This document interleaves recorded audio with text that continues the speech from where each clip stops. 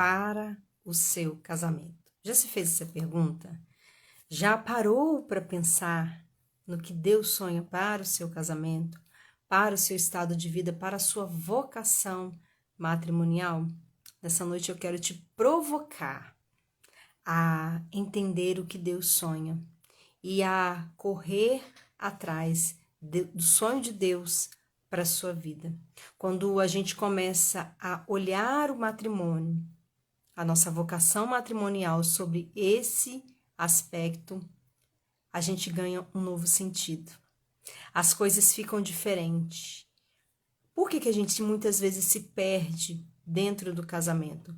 Porque a gente olha para as realidades que nós estamos vivendo de uma forma meramente humana, material, e até mesmo disfuncional diante daquilo que está dentro do nosso coração e que ainda não está conforme a vontade de Deus.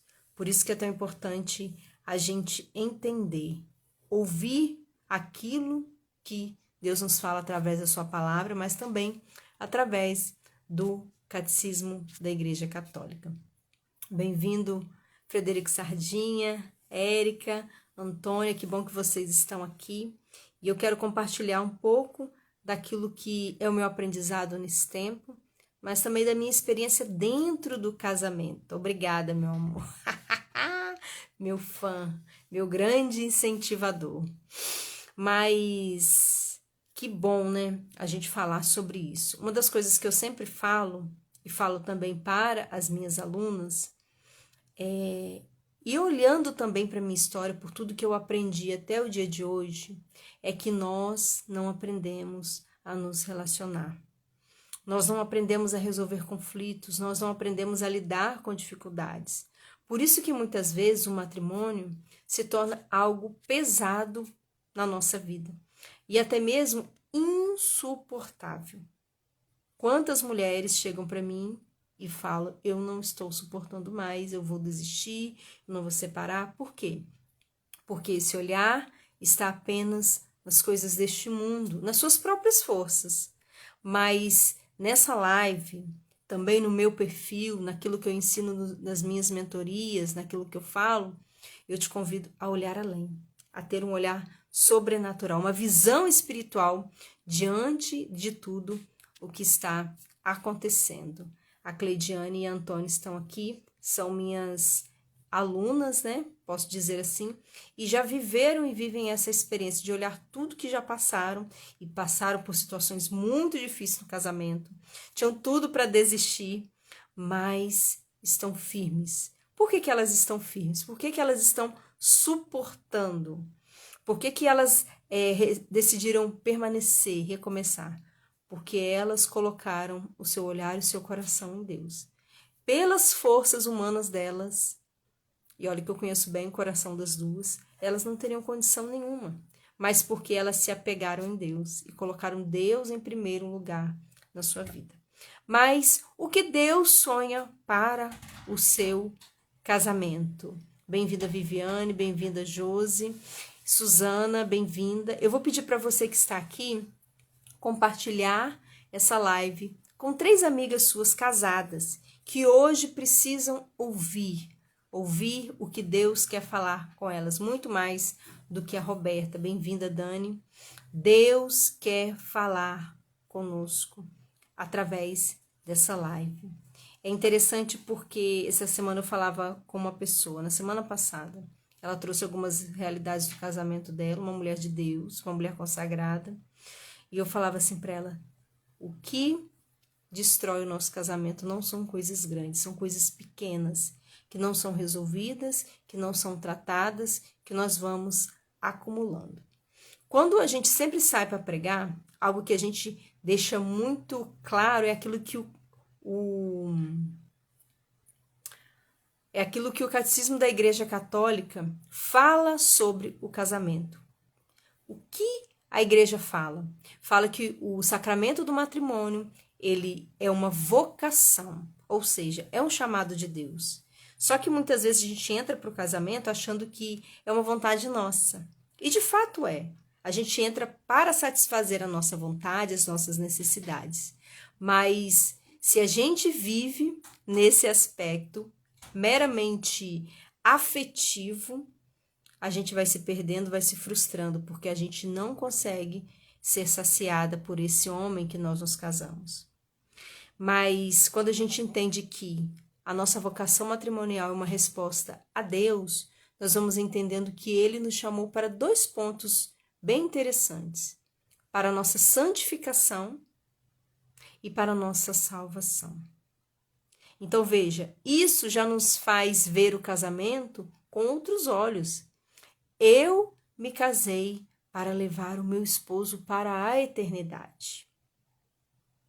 Eu me casei para me santificar e me tornando santa também alcançar a eternidade. Hoje, eu e Fred vivemos uma experiência muito fantástica, muito interessante, que a gente nunca viveu, até ia gravar um story, mas não consegui. Mas olha que experiência interessante. A gente foi se confessar. Então eu fui na frente, o Fred estava dando aula, então eu já fui, me confessei, fiquei na igreja rezando. E o Fred veio depois e ele falou assim: nossa, mas eu tenho que fazer meu exame de consciência. E ele ficou lá rezando, depois ele veio e falou assim: Roberta, quais são os meus pecados? Falei assim, gente, só a gente mesmo, né? Mas ali com muito carinho eu fui falando para ele os pecados dele. Esse pecado, esse pecado. E quando eu falava, ele falava: não, é isso mesmo, é isso mesmo. Não, é isso mesmo. Mas falar naquele momento, ajudar o Fred a fazer um exame de consciência, não era jogar na cara dele o que ele tinha feito de errado, o que eu vejo no dia a dia, mas é ajudar o Fred a chegar ao céu, chegar na eternidade, fazer a vontade de Deus. E como é interessante viver essa transparência, essa abertura de coração. Quais são os meus pecados? E ali eu citei uns 5 pecados, algumas coisas também que eu vi em mim, e aí ele falou assim, é isso mesmo, vou me confessar. Então veja, quando muitas mulheres vêm falar, né, do esposo, mas ele faz isso, ele faz aquilo, isso me incomoda, isso me chateia. Presta atenção numa coisa. O nosso objetivo dentro do casamento não é transformar esse homem no meu objeto de satisfação pessoal, onde eu vou passar a minha vida lutando para transformá-lo naquilo que eu quero que ele seja. O meu objetivo no casamento é ajudar o meu esposo a ser melhor. Quando eu tenho esse olhar, eu cuido das palavras. Eu penso antes de falar. Eu faço um discernimento. Por que eu estou falando isso? Por que eu estou pedindo isso? É para me satisfazer ou para ajudá-lo a ser melhor? Eu, como a pessoa mais próxima da vida dele, até mesmo a pessoa mais íntima do que a sua mãe, do que seus irmãos, seus amigos, estou na vida dele para ajudá-lo a ser melhor. Ser melhor para Deus. Ser melhor para corresponder a Deus. Ser melhor para alcançar a eternidade. Então, isso muda tudo, porque ao invés de falar cobrando, gritando, exigindo, eu falo com um carinho, com um pedido. Eu ajudo esse homem a refletir, a pensar sobre a vida dele. E ali, esse homem tem o livre arbítrio de fazer ou não o que eu estou pedindo. Eu, como mulher sábia, preciso ter essa leveza no falar, no pedir, na certeza que eu estou na vida desse homem para ajudá-lo. E não para obrigá-lo a ser aquilo que eu quero que ele seja. É interessante porque muitas mulheres vêm perguntar como que eu faço para ele fazer a minha vontade. Ei, Deus, você não é Deus, esposa. Ele não tem que fazer a sua vontade, ele tem que fazer a vontade de Deus. E você está na vida desse homem para ajudá-lo. O que Deus sonha para o seu casamento é a sua santificação e a sua transformação. Tantos desafios que nós vivemos no dia a dia, cansaço, exigência, contrariedade, é para a minha melhora pessoal, para o meu amadurecimento. Através de tudo aquilo que eu vivo, que muitas vezes eu não gosto, que é difícil, que é insuportável, eu escolho me tornar uma pessoa melhor. Eu escolho desenvolver as virtudes. Eu escolho ser uma mulher mais paciente, mais generosa, mais bondosa.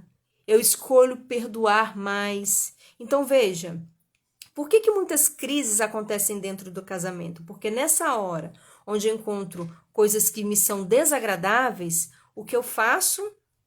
Eu paro e quero transformar